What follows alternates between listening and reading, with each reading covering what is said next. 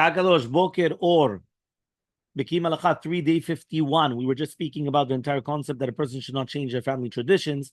And although the tzitzit will then be resting against their bare legs, right? Still, the halakha does not prohibit it. There's no need to be stringent about it. Nevertheless, it's commendable to arrange that it's not going to be on the bare skin, but rather on a garment, right? We're on number 29, the footnote. Wearing a talit katan on one's bare chest. Meaning, do you have to have an undershirt? Just put it on your chest. Yeah, but on the bare chest. In the previous footnote, it was related that Rizal's personal practice, was to wear talit katan under his robe, but over his undergarment. This does not necessarily mean that it will be forbidden to wear it underneath all one's clothes.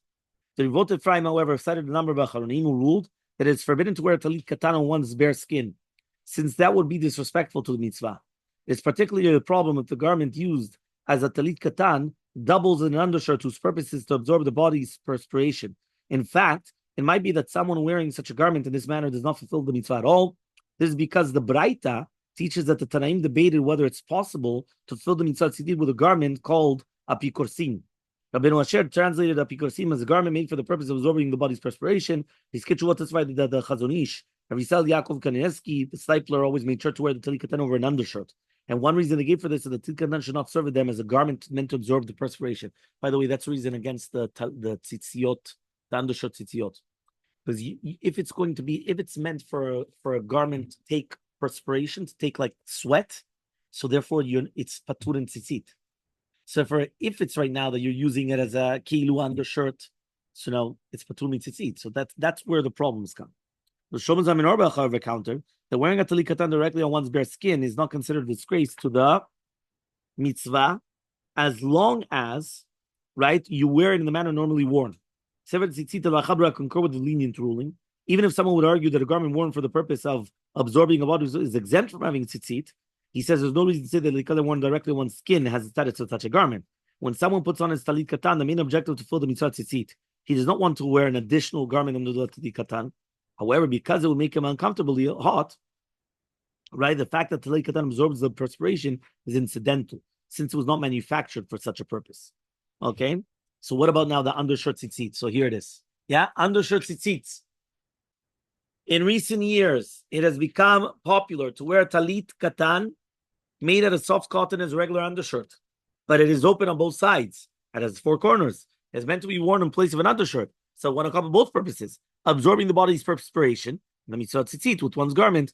It could be that there's more reason to refrain from using such a garment, either because its purpose is to absorb perspiration, or because it is a disgrace to the mitzvah. The response to Eved Yisrael Fisher ruled that such undershirt tzitzits are forbidden, since they are a disgrace to the mitzvah. The Or Letzion, however, ruled that it's permissible to fill the mitzvah by wearing an undershirt tzitzit that is open. Apparently, was not bothered by either of the considerations cited above.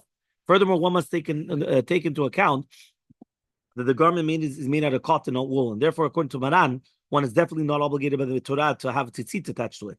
When someone wears the cotton talit katan, he fills the mitzvah instituted by Chachamim, but not from the Torah. Someone who possesses true fear of heaven, you heard, somebody that's got mamash hirat shamayim, will make sure to wear woolen talit katan, so he can fulfill the mitzvah according to the Torah. If he wishes to wear it without an undershirt underneath it, that it's permissible.